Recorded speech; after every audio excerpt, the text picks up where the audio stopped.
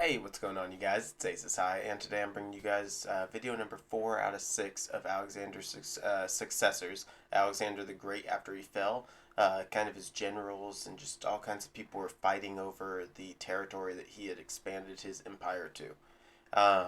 So far we've watched 3 of them where his secretary rose to power and then was slayed. His couple of his right-hand men were, they rose to power and then now they're gone. And it's just kind of everybody fighting over the same thing, and everybody wants ultimate power. So that being said, I'm going to sit back, I'm going to shut up, and let's watch the 4th video from Kings and Generals channel on the successors of Alexander. It is the year 306 BC.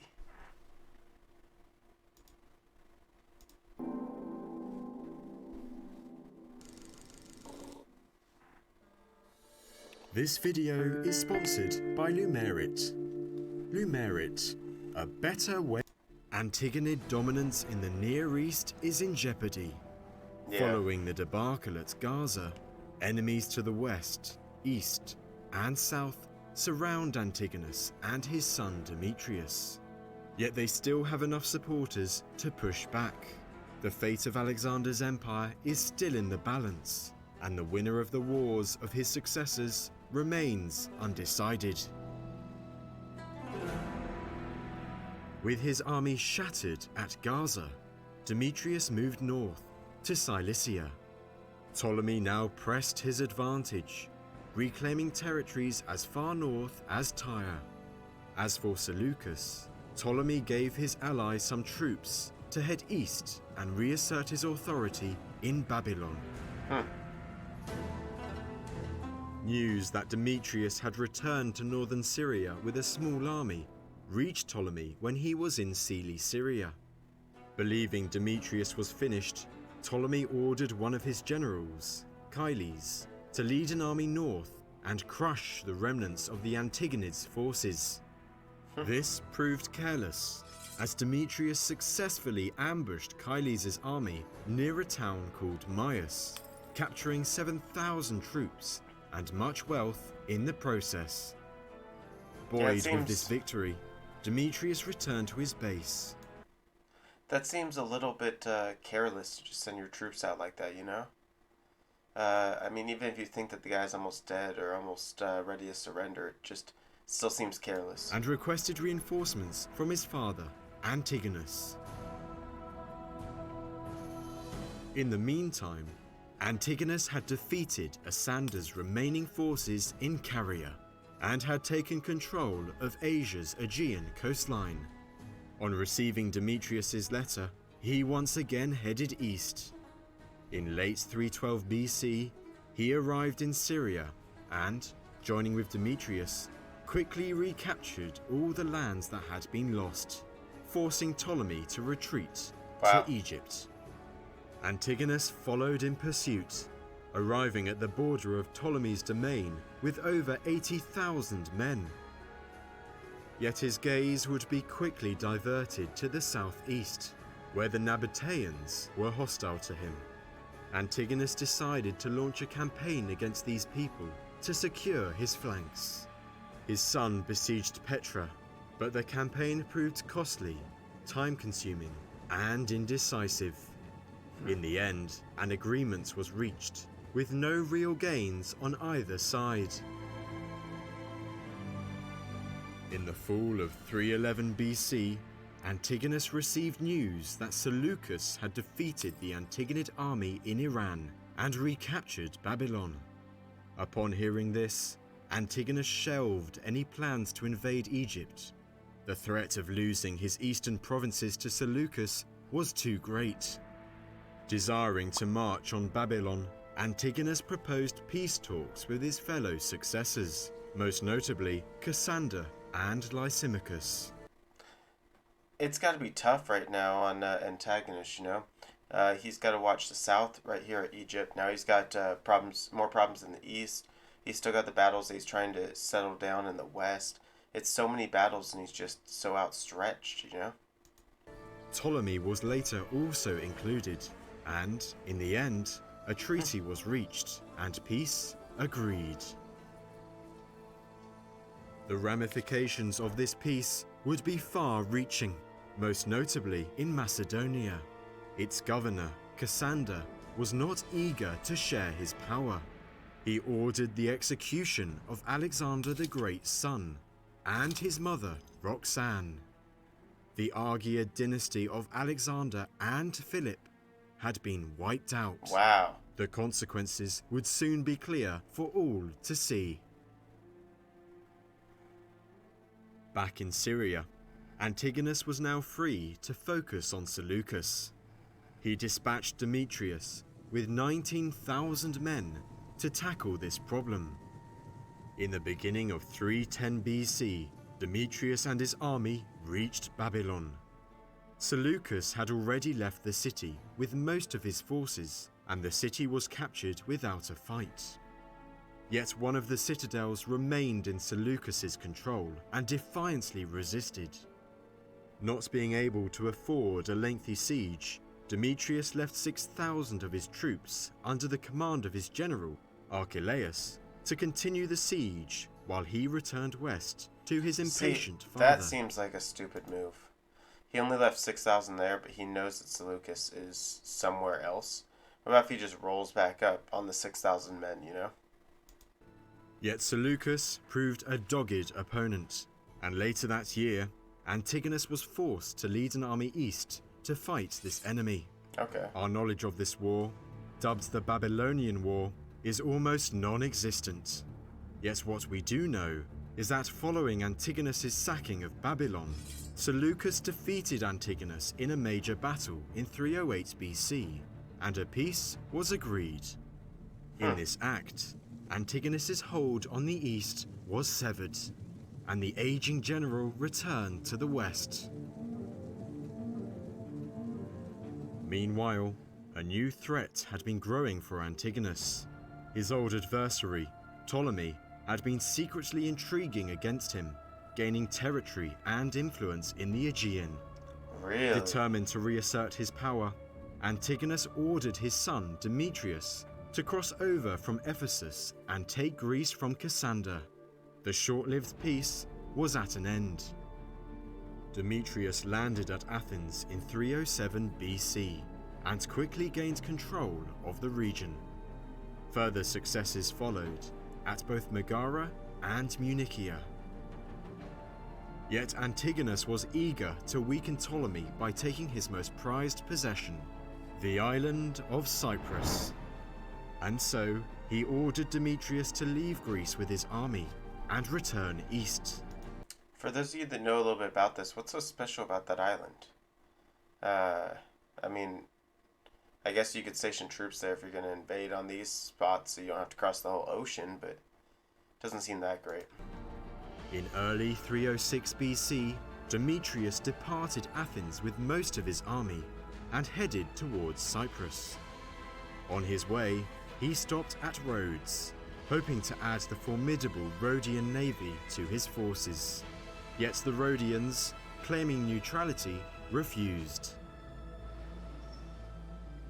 Demetrius continued east and soon reached Cilicia, where more troops awaited him, sent from his father. Reinforced, Antigonus's son crossed over to Cyprus, landing on the Karpas Peninsula with 15,000 infantry and 400 cavalry in the spring of 306 BC. He also had 110 triremes, 53 heavy warships, and many troop transports.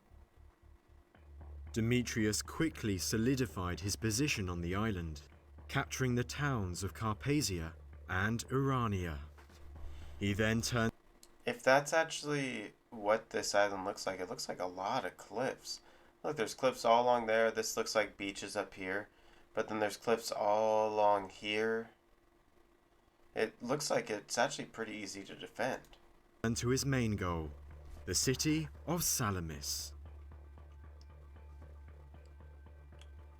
As Demetrius approached Salamis, the Ptolemaic forces stationed there, some 12,000 infantry and 800 cavalry, under the command of Ptolemy's brother, Menelaus, were awaiting his arrival on a nearby plain.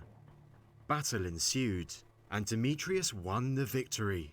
killing 1,000 and capturing 3,000 of Menelaus's forces. With his remaining forces, Menelaus retreated to Salamis. Demetrius now began to besiege the city on both land and sea. He had had previous expertise of sieges before then, most notably at Munichia, and he therefore had many siege weapons in his army. Mechanical engines such as catapults, designed especially to help assault a settlement. To aid him further, Demetrius also ordered the construction of some formidable siege engines, including 2 battering rams and a siege tower. Yet this was no ordinary siege tower. 9 stories high, it was the largest the world had yet seen. How tall is a typical siege tower? Because, I don't know, I would think it has to be big enough to, like, hit their walls, right? The walls have to be at least several stories. 9 stories is incredible, but, how tall was a typical siege tower, I guess? It was called the Helepolis, the taker of cities. Over a month was needed to construct the engines, but finally, they were ready. Demetrius ordered the assault, and both the rams and Helepolis succeeded in clearing the walls of Menelaus's defenders. Oh, wow. Soon, the city appeared to be on the brink of defeat. Yet that night, Menelaus sallied out from Salamis and burnt down Demetrius's siege engines. With them destroyed, the city gained the respite it desperately needed. Demetrius was unable to capture the city, and the siege continued. Before Demetrius had been able to finish his blockade, Menelaus had sent word to his brother of the situation.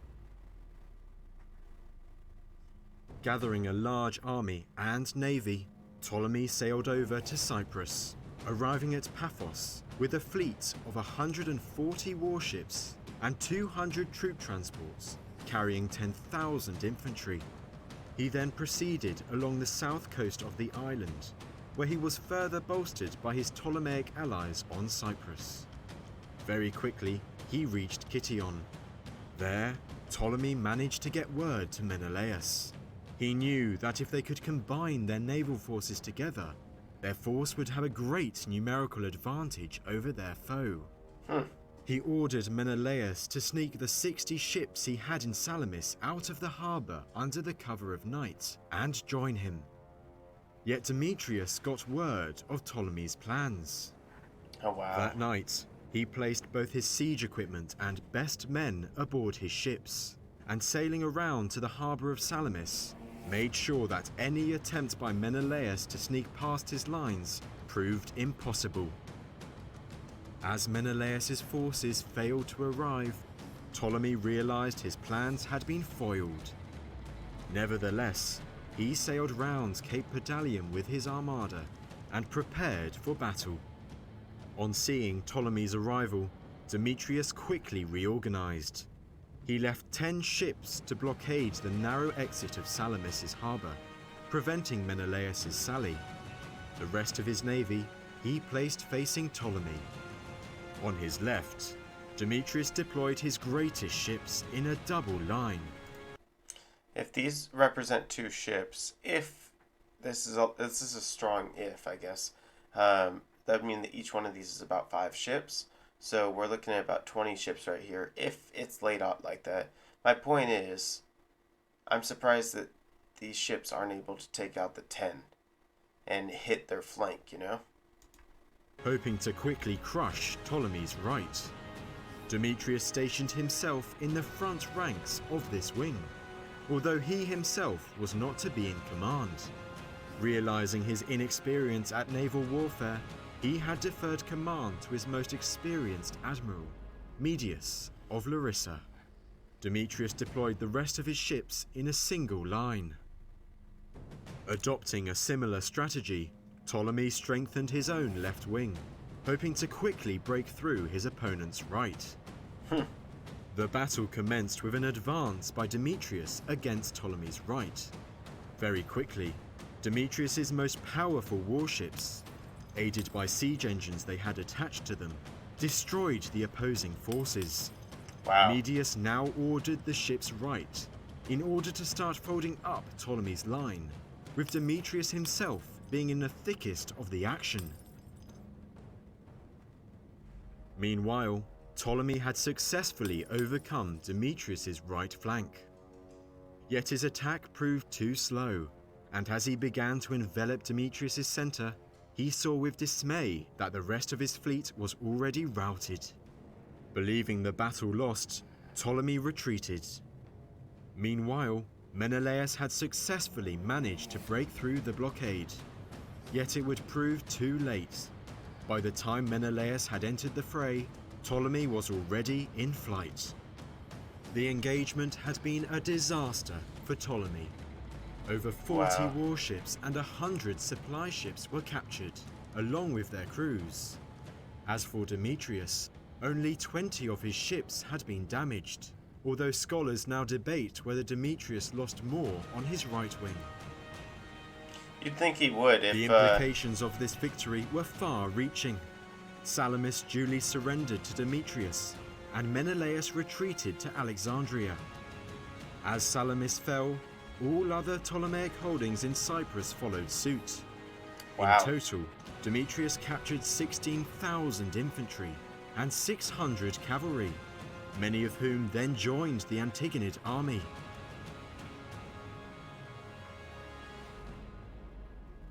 For Ptolemy, the battle had been a disaster, losing control of Cyprus, his most cherished possession.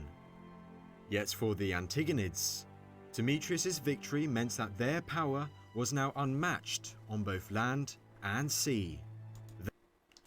I still don't fully understand why Ptolemy wants this island so much. You know? I understand it's a strategic advantage to be able to station troops there before heading out to various different areas, wherever you want to hit from there. It's also a great scouting point, but is it really that important? They were the superpower, but more challenges would soon follow. Oh wow, I didn't even notice this. The guy that took this little area right here, I can't think of his name. Now this is his entire zone. It's expanded. Wow. We often say that... Okay, that's Nad. That's how we talk about this, you guys. A lot went on in this one. Alexander the Fourth was killed. So Alexander and Philip's line, it's gone. Ptolemy really lost something that he sees as key. The island of, Cyprus, something like that. I still don't fully understand why exactly that's that great of an island. Again, like I said, it's a strategic outpost. You can use it for scouting. You can get troops there, things like that. I understand that, but they made it sound like it was far more valuable than that. So if you guys know what it is, let me know. But yeah, I'm excited. We have 2 more episodes to watch. And I guess that's it. Till next time, this is Say and I'm out.